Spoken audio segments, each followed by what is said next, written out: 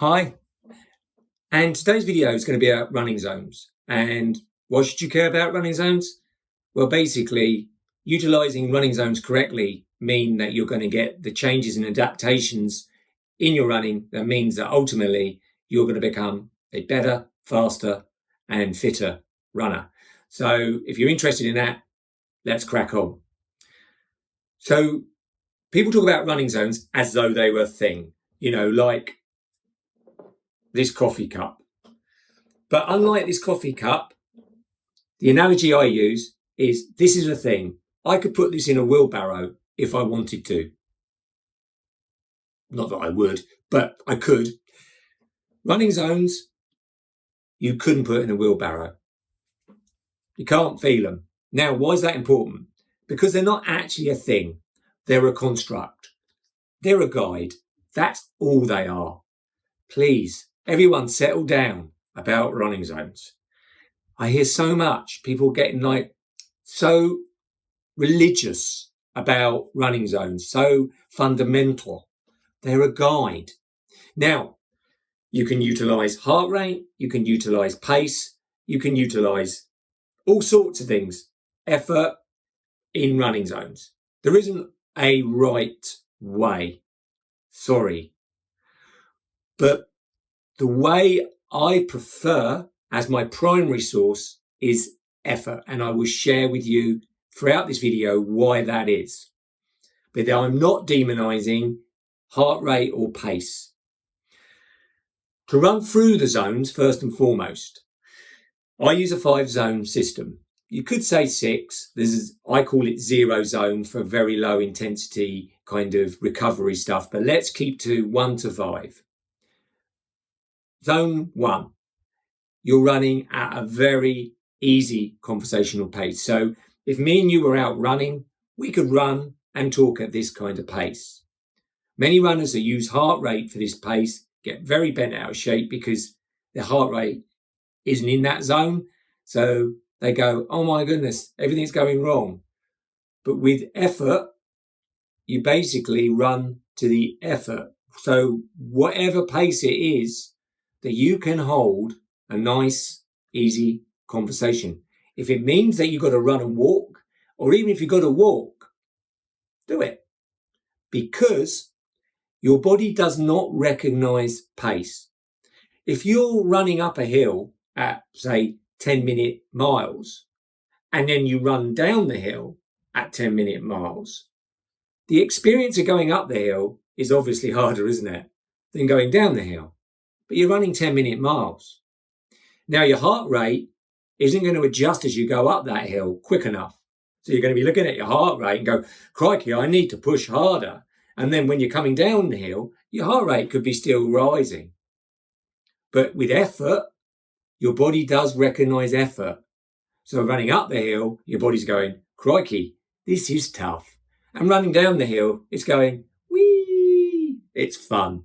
So that's why effort for me is a primary metric. And then I use heart rate and pace as secondary metrics. So number 1 is that easy conversational pace. Number 2 would be what I call a steady paced run with a bit more effort, but it's still conversational. So if you and I are out running, the way I explain it to my runners I coach, and this has come up a lot in the 10-day Maximiser I did recently, which was 10 days to help runners kind of have the stepping stone between information on YouTube and actually having some advice, but not quite ready yet, perhaps, to jump into full-blown coaching.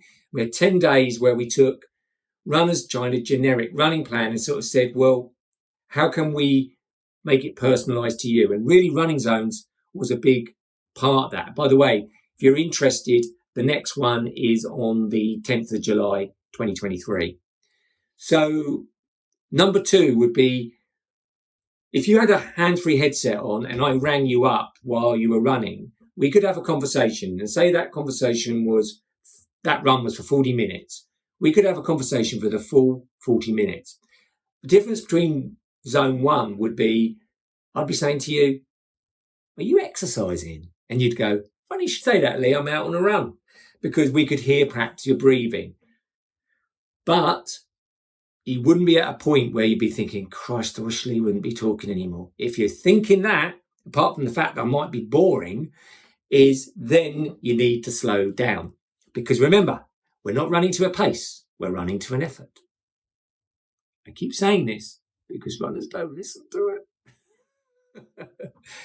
Zone 3. Now, this is where most runners live their running life. When they come to us coached, and it was a big discussion in the 10-day marathon Maximiser, in the respect that Zone 3 is the grey zone. So a lot of runners will run their easy runs, Zone 1 and 2, in a lower level of Zone 3. So they basically run them too hard. Then when they go to do their speed runs, they don't do them hard enough. So they do it at the top end of Zone 3. Nothing wrong with Zone 3, except it gives you quick results and then you kind of plateau. So if your running's kind of plateauing, my guess is you're spending quite a long time in Zone 3.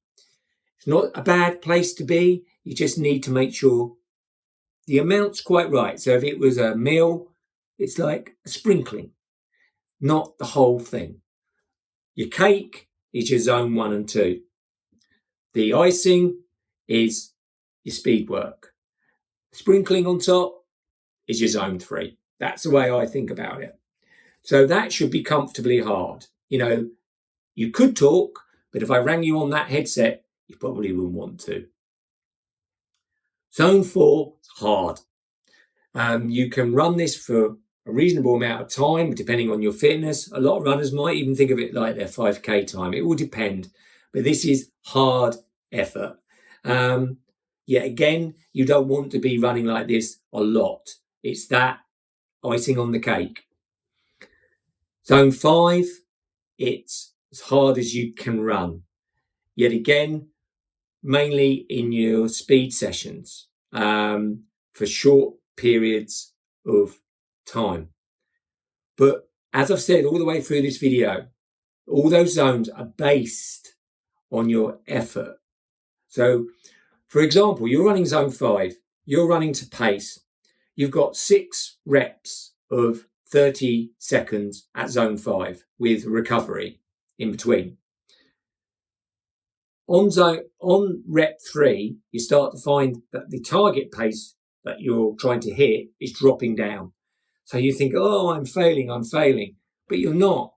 If you're giving a maximum effort, Zone 5, you are winning because you are winning the adaptations. Because guess what?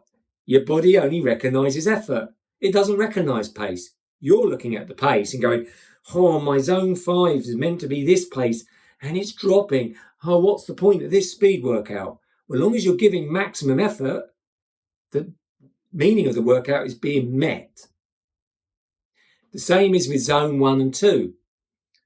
If in doubt, run these zones easier. You will have a bandwidth that you can run these in from a pace, heart rate, and effort point of view. But if one of my runners is running in Zone 2 and they're looking at heart rate, I would say, if in doubt, go in the lower part of that zone. But I want you to primarily focus on effort. I want it to be conversational with a little bit of effort, and then use your heart rate as your secondary check-in, not the other way round. And you wouldn't believe how often runners will keep telling me about they weren't in their right heart rate zone. And I go, but what was it like? What was the effort like? Was it conversational? And they won't let go of the technology. What I tend to say to the runners is, yes, use heart rate in your Zone 1 and 2s, but primarily effort. And then in your Zone 4 and 5s, use pace, but primarily effort again. So all the other metrics are secondary. Now, this doesn't always apply to racing, but training is building capacity. It's not the same as racing. Racing is showing what you've got. You don't want to be racing in your training. You want to be building up that capacity. And the more harder you run, your workouts on the edge of what they're meant to be. So you're running your zone 2 on the very edge, probably just in zone 3, and you feel like by working harder, I've got more. What you've actually done is you've run with your ego, because you've kind of had a thought that I should be doing this. And a saying I have is, if I say to somebody, I need you to run that conversationally fairly easy, and they go, it was too easy, I say this to them. I say, too easy for who and for what? So too easy for whom? Too easy based on what you've done in the past. Has what you've done in the past got you where you needed to go? Too easy for whom? Are you comparing yourself to somebody else? Last time I checked, you weren't in their body.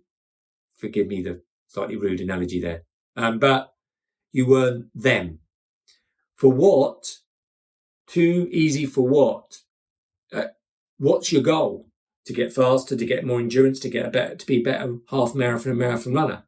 Well, the world's best runners are running easy a lot of the time. So it's ego based. It's like your brain is saying, I want to spend £1,000, and your body, as the bank account, has £40 in it. You're going to get overdrawn. And the bigger the difference, the more overdrawn you're going to be. The more tired, the more injury risk, the slower your recoveries. The nearer to being able to spend what you've got or have a little bit left in the account, the better shape you'll be in. We all know that financially, but as runners, we're constantly spending mental capital, physical capital that our body doesn't yet have.